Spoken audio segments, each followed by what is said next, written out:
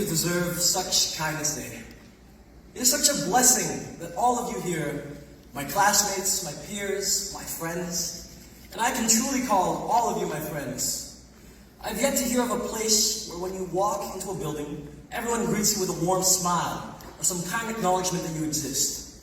From the ladies, this usually consists of a wave, a hello, a good morning, something polite, concise, and to the point. From the fellas, this often takes form in a nice little love tap or slap that often turns into a wrestling match at 8:27 a.m. on a Tuesday morning. This kind of loving treatment is unmatched, 0 to none.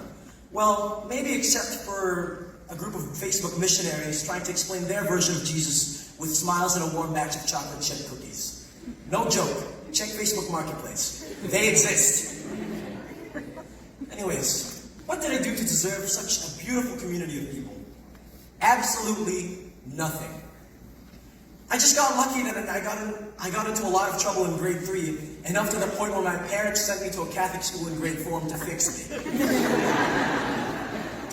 Well, lucky for them, and for me, this started a domino effect which led me to finding such a supportive community with genuine people who aim to live a life of virtue. Funny how being a troublemaker lands you in a class full of saints in the making.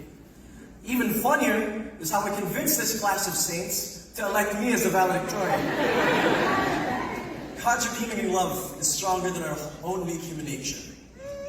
But this sense of gratitude that I have for you all, my friends, would be impossible without your servitude. Our class just has such a unique drive and dedication to serving others.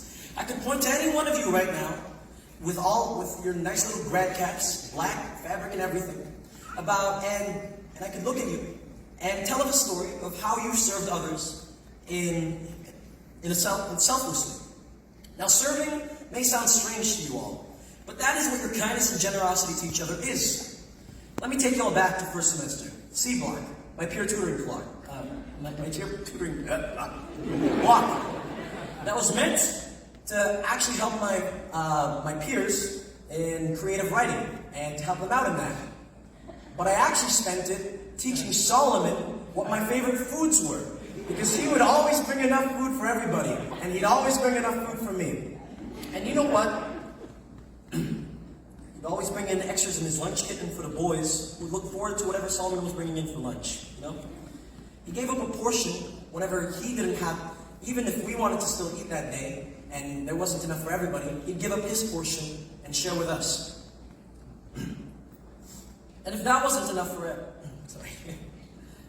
another example of kindness and servitude in the school. The absolute trinity of ladies that bring joy everywhere they go. Jayla, Sarah, and Nancy. Yeah. These 3 ladies just have an absolute radiating smiles on their faces every time anybody sees them. They just have such a joy that picks anybody up on a Monday morning. Talking about Monday mornings, Cindy and Andrea always running around in circles around the school like miniature versions of Fergusons. Way too many things. Yet managing to keep all of them afloat and running. Like Mass Choir, Student Council, Debate Club. Or Stefan, always being there to answer any questions anybody has for math, physics, or chemistry.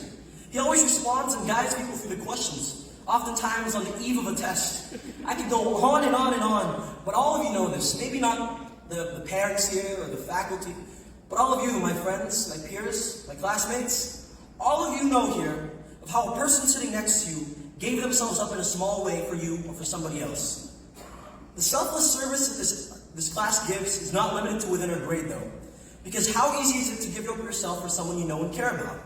How much harder is it to give yourself up for that annoying batch of grade 8s who oftentimes smell and give attitude to you for no reason?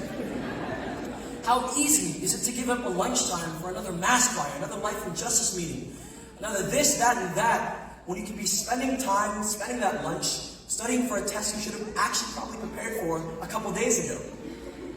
Yet all of you step up to the plate and own it. What a testament and great example it is for the younger grades to see their grad class not stuck on their phones or on their own corners of the school, to instead see them actually being part of the community and living a life of servant leadership. All of you have contributed to standing up for the values of SJB and just being a good person in general. How vitally important it is for you guys, how vitally important you guys are to setting this example after especially the 2 dreaded year isolation that we spent in COVID.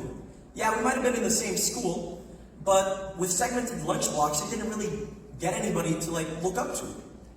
But when the time came to mixed grades, again, all of you were there to show what a leader's like. A person who serves and is an active member of their community and brings life to it. With the bond that we have with one another, with each other, we are able, through the bond that we have with one another, we are able to pour out so much more of ourselves in an authentic way to the community. The younger grades don't admire us for being minions for our teachers, running around, doing errands for them, but they admire the genuine friendship and connection that we have with one another, which enables us to give ourselves out to the community in a much more meaningful and genuine way. Speaking of being there for one another, let's take a minute to talk about the absolute camaraderie between everybody in our grad class. What is up with that? A shout out to the Bio 12 group chat that was meant to actually help each other with bio, but was actually more of a collective panic circle every Thursday evening, the eve of a weekly Friday bio test. There's just something magical about our grad class's ability to bond over anything. Let me take y'all back to Christmas time really quickly. Now, Ryder has this tendency to just blast music around the school on a Bluetooth speaker. Just ask Mr. Sweeney. Sometimes it was his own speaker, and most of the time it was Andrew Mayenga's speaker. It was brought in for a project he was presenting that day. Funny how you can present 5 different projects 5 days in a row, and all of them requiring a Bluetooth speaker. Okay, Christmas time. Ryder decides to blast the music again during our C block. And this time it isn't for the direct purpose of distracting Stefan from studying. Well, actually it was. But then we realized it's the Thursday before Christmas break. So what's the worst that can happen to us? A suspension? I don't know. Anyways, we started running around and trying to start a mob of people jamming out to the music in the hallways, Anyways, let's just say that Stefan wasn't the only one distracted from their studies that day. We managed to make a conga line around our school, jamming out to the same Christmas tunes we were jamming out all the way to in October, much to the discontent of Mr. Bevan and probably other teachers who didn't like Christmas music in October. I couldn't imagine why. We all started boogieing around to the music and probably disrupted a couple of classes. And we started pulling everybody out, all the grade 12s, and we just started having a party. We probably disrupted a couple of classes. We as a class all got together in that one spontaneous moment to just enjoy the shared enjoyment we had of Christmas tunes. But it wasn't really those Christmas tunes that brought us together. Because I saw some of those people jamming out to those tunes who hated Christmas music as much as I hate the Antichrist and corn syrup. What allowed us to come together in that vulnerable moment of childlike bliss, with no regard for the trouble we could have gotten ourselves into, was a genuine sense of trust and love for one another. What a beautiful reflection of the community, of the Christian community. But some of you may say, how silly is it to compare a Christian community to a bunch of grade 12s jamming out in the hallways? Not at all. Because in that same crowd of people jamming out to the music, I saw people who would give themselves up every single day to others, selflessly. Yeah, it might not be the largest display of service, but they tried to give out whatever love and energy they could give. A compliment, a pat on the shoulder, or even just sitting somebody in their lowest points. You guys were there every single time, ready to give your time and attention to them, when everything else was beckoning for that precious time and attention. Scholarships, university applications, bio, chem, physics, English, pre-calculus, work, and all that stuff, But yet, with all of that was beckoning for your time and attention. In those times when somebody else needed their support, or you needed support yourself, or just a break, you spent that time. You could have been giving yourself a break, or spending that time to study, and you spent that time and effort of yours to lift somebody else up.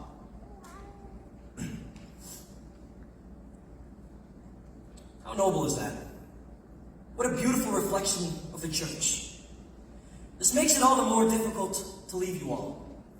The world is a very big and kind of scary place, and we're going to be thrown right into it. To leave a loving community like SJB, specifically your grad class behind, where everyone knows your name and just has your back, and in a sense, fly solo, is going to be a challenge for a lot of us. I know it will be for me, as I literally fly solo into Ireland next summer. And to be honest, thinking about this fear filled my heart with fear and paralyzed me for a bit. I got this letter on the grade 12 retreat from a teacher that really impacted me. And I share this part to you to affirm you all in this endeavor of our life. And so, Jeremy, this applies to you too, you my grandkids. Do not fear the time of transition that is the end of your high school years. Love your way through the end of it. And like that little child, trust in the providence of your good Father, that what his path holds for you is so much grander than what you think you could possibly deserve. It will be a struggle out there, a battle that you will come out on the other side, being a better person, and I believe that. Just as your time in school has been a battle as well. But like in any battle, you must be equipped.